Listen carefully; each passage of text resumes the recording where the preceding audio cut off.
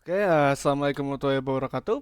Perkenalkan nama saya Faisal Argo dan di sini saya mungkin akan menjelaskan sebuah apa namanya prediksi penyakit jantung menggunakan support vector machine itu SPM dengan datasetnya tuh Heart Disease Cleveland dari UCI.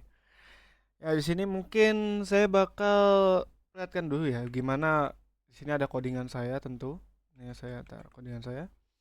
Ada pip.q ini untuk install Kaggle Hub-nya dulu. Jadi kita ngambil import data dulu dari Kaggle Hub, terus import OS, glob, Pandas, dan NumPy. Ini bakal dipakai buat ngeproses datanya. Nah, tapi sebenarnya saya mau kenalin datasetnya dulu. Yang pertama tuh dataset ini, Hard Disk Cleveland UCI itu dari Kaggle. File yang digunakannya tuh versi underscore Cleveland underscore upload.csv. Jadi formatnya tuh CSV. Dataset itu memiliki kolom-kolom seperti pertama tuh ada usia ya, ada usia untuk itu age kalau nggak salah. Terus ada sex untuk jenis kelamin, CPU untuk tipe nyeri dada dan juga trace BPS itu untuk tekanan darah saat istirahat. Lalu ada call untuk kadar kolesterol, FBS untuk gula darah tipe gula darah puasa ya, gula. Lalu restegi kalau nggak salah saya lupa tuh saya. Itu untuk hasil elektrokardiografi dan talak untuk detak jantung maksimum sama eksang untuk anggina akibat olahraga. Lalu outpeak untuk depresi ST akibat olahraga, slope, Seattle dan condition sebagai targetnya. Nah, di sini saya tuh awalnya saya import dulu library-nya ya. Library-nya tuh yang pertama tentu ada Pandas. Saya bisa ceritain Pandas ya. Pandas itu ada Pandas. Ini untuk library yang saya pakai saat memproses datanya. Lalu ada NumPy juga. Terus ada NumPy itu untuk ngalahin data. Terus ada Matplotlib, ya Matplotlib sama seingat saya tuh ada scikit-learn ya untuk preprocessingnya gitu ya, sama pembuatan model dan evaluasi. Nah, dataset yang saya minta itu saya dibaca lalu menggunakan Pandas. Dimana sih untuk perintahnya itu kalau nggak salah di sini ini kita ngambil datanya dulu ya, kita baca datanya dulu. Terus dia bakal ngasih tahu data apa aja, CSV-nya. Yang masuk ke sini tuh masuk ke Matplotlib buat ngebuat si diagram distribusi target. Nah, di sini tuh kalau nggak salah, nah ini dia. Read CSV-nya ini untuk ngebaca datanya menggunakan yang tadi Pandas. Nah, yang hasilnya kayak range index yang dan ini tuh termasuk datasetnya kecil ya. Kalau nggak salah waktu saya download di lokal tuh 32 kilobyte. Jadi emang kecil gitu. Jadi nggak gede kayak dataset gambar yang mungkin pernah di kalian coba di beberapa processing data buat pelatihan AI gitu ya. Dan di situ juga saya sempat sebelum dataset semua tuh saya ngecoba exploratory ya, sebetulnya gimana sih, data analysis atau IDE dulu nih. Jadi pada tahap ini tuh saya memeriksa informasi umum dulu. Datasetnya menggunakan devinfo, tadi saya sudah berikan devinfo ini, devinfo. Lalu di sini juga saya akhirnya dapatin tipe data setiap kolom. Ini memastikan apakah ada nilai kosong atau enggak. Kayak nilai kosongnya itu ntar bakal diisi apa gitu.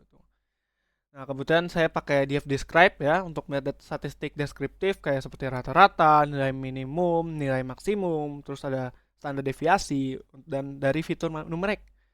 Nah, statistik ini tuh ngebantu kita memahami rentang nilai pada setiap fitur.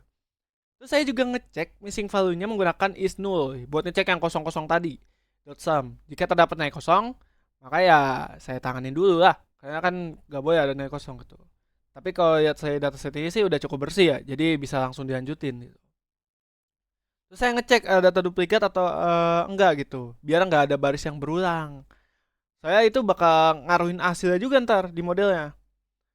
Nah, saya masuk ke tahap preprocessing data, itu saya datasetnya tuh saya pisahin jadi fitur sama target.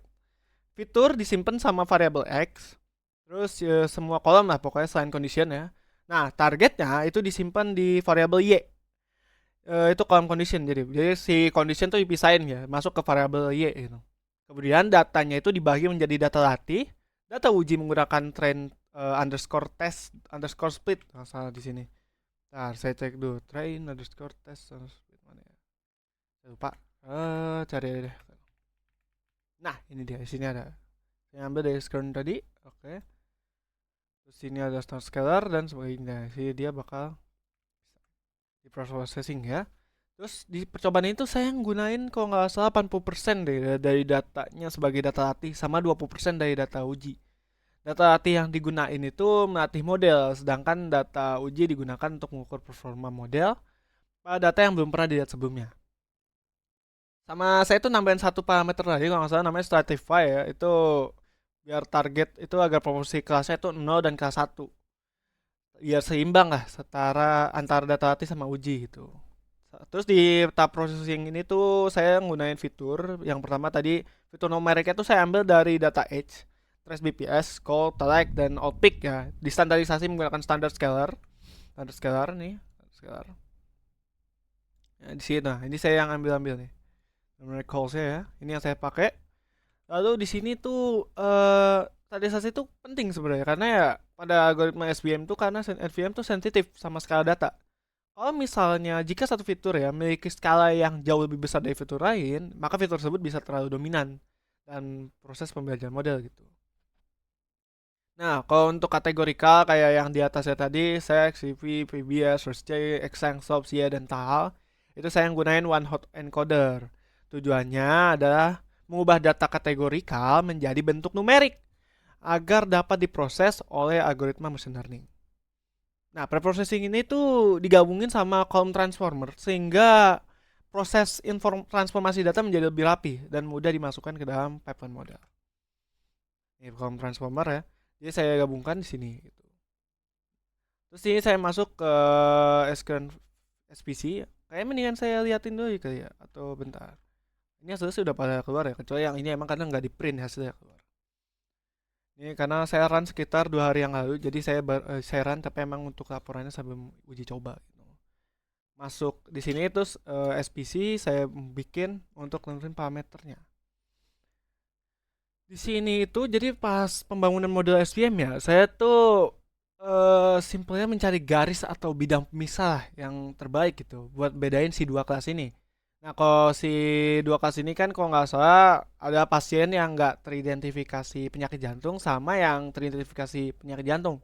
Nah, itu kalau SPM tuh jadi berusaha nyari batas pemisah lah dengan margin terbesar. Nah, marginnya itu jarak antara batas pemisah dengan data yang terdekat dari masing-masing kelas gitu. Jadi semakin besar margin ya biasanya modelnya tuh memiliki kemampuan generalisasi yang lebih baik. Nah, dalam percobaan ini saya menggunakan SVC dari Scikit-learn yang tadi saya sebutkan. Model SPM ini itu dimasukin ke dalam pipeline-nya bersama processing tadi hasilnya yang membahas soal edge dan semacamnya. Terus dengan pipeline ini proses processing dan training model dapat dijalankan dalam satu alur yang konsisten. Nah, saya juga menggunakan grid search CV untuk mencari parameter terbaik. Parameter yang diuji itu kalau nggak salah kernel, nilai C sama gamma. Kernel yang dicoba adalah linear dan RBF. Jadi kernel linear itu digunakan jika data relatif dapat dipisahkan secara linear. Sedangkan kalau kernel RBF itu dapat menangkap pola yang lebih kompleks. Lalu parameter C sih mengatur tingkat toleransi model terhadap seberapa jauh lah pengaruh suatu titik data terhadap pembentukan batas keputusan gitu. Khususnya pada kernel RBF tadi. Dengan grid search CV, model dilatih menggunakan beberapa kombinasi parameter dan validasi silang. Ya itu lumayan sih ya, cuman saya sebenarnya masih harus ngelatih lagi kayak sih tar. Hasil trainingnya sama parameter sih ya saya udah tentukan ya. Jadi setelah proses grid search CV selesai, saya tuh menampilkan parameter terbaik gitu yang ditemukan model gitu. Kalau misalnya kalian lihat sini ya, mana? Nah ini dia, ini beberapa yang saya bikin dengan ROC curve display, jadi biar kelihatan. Itu tuh biar mampu mempelajari pola apa ya, pola dataset dari Heart Disease Cleveland dari UCI tadi gitu. Itu nampilin performa rata-rata model sama proses validasi pada data latih kan bisa lihat di sini lah. Ini performanya gitu kelihatan nih.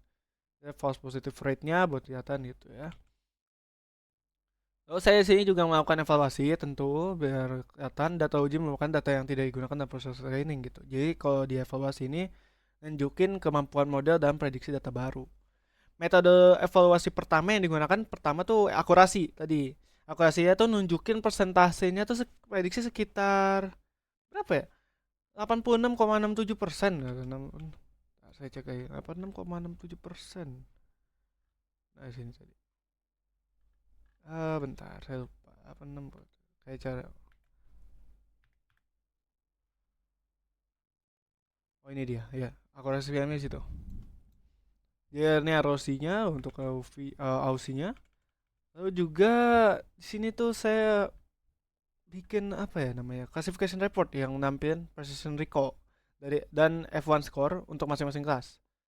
Nah, precision itu menunjukkan berapa tepat prediksi positif yang dibuat model. Jadi ya sehingga kalau misalnya percobaan ini tuh erosi AUC itu bisa kalian lihat tadi di bawahnya si akurasi itu 0,95 ya. Nah, ini tuh menunjukin kalau si model ini memiliki kemampuan yang cukup baik dalam membedakan kelas pasien yang terindikasi penyakit jantung atau yang enggak. Jadi kita bedakan tuh, berhasil kita bedakan. Modelnya berhasil lah membedakan. Lalu dari hasil evaluasi dapat simpulkan kalau model SPM ini tuh mampu memberikan performa yang cukup baik pada dataset ini. Tadi akurasi bisa dilihat sekitar 86,67%. Itu menunjukkan bahwa sebagian besar prediksi itu model sesuai dengan label sebenarnya. Tapi tetap hasilnya itu perlu dilihat secara kritis. Karena kenapa? Dataset yang digunakan jumlahnya cukup kecil ya, relatif kecil. Sehingga performa modelnya ya bisa berubah jika digunakan pada dataset yang lain jauh lebih besar atau lebih beragam gitu. Terus juga meskipun akurasi cukup tinggi ya dalam kasus medis kita tidak boleh berfokus pada akurasi gitu. Kadang kita juga harus lihat recall atau untuk kelas pasien yang memiliki penyakit jantung. Karena tujuan utama modelnya kan adalah membantu menemukan pasien yang beresiko. Terus model ini tuh bisa jadi dapat awal menjadi dasar awal ya untuk sistem prediksi. Tetapi sebelum digunakan pada nyata, perlukan validasi lebih lanjut karena data medis yang lebih lengkap dan pengawasan daya tenaga kesehatan profesional jauh lebih dipentingkan gitu. Nah, sebagai kesimpulan, saya mungkin proyek ini sudah saya lakukan ya dengan analisis data juga membangun model prediksi penyakit jantung menggunakan algoritma support vector machine atau SVM. Proses mulai dari pengenalan dataset, terus juga pengecekan data, exploratory data analysis, preprocessing, pembagian data latih dan uji, terus pembangunan model SVM, bahkan sampai pencarian parameter terbaik dari penggunaan research TV sampai hingga evaluasi model. Nah, akhirnya juga menunjukin kalau model SPM dengan kernel RBF tuh menghasilkan akurasi tadi 86,67% pada data uji, sehingga nilai ROC AUC-nya itu sekitar 0,95. Hasil ini tuh menunjukkan bahwa SPM tuh cukup efektif digunakan untuk klasifikasi penyakit jantung pada dataset ini. Cukup, tapi model ini tetap memiliki keterbatasan karena ya datasetnya tadi udah bilang relatif kecil. Ya mungkin itulah penjelasan dari saya ya dan juga hasil proyek dari uji coba ini pada prediksi SPM dengan menggunakan dataset dari Heart Disease Cleveland UCI. Kurang lebih ya mohon maaf ya dan saya kata mungkin ya. Wassalamualaikum warahmatullahi wabarakatuh.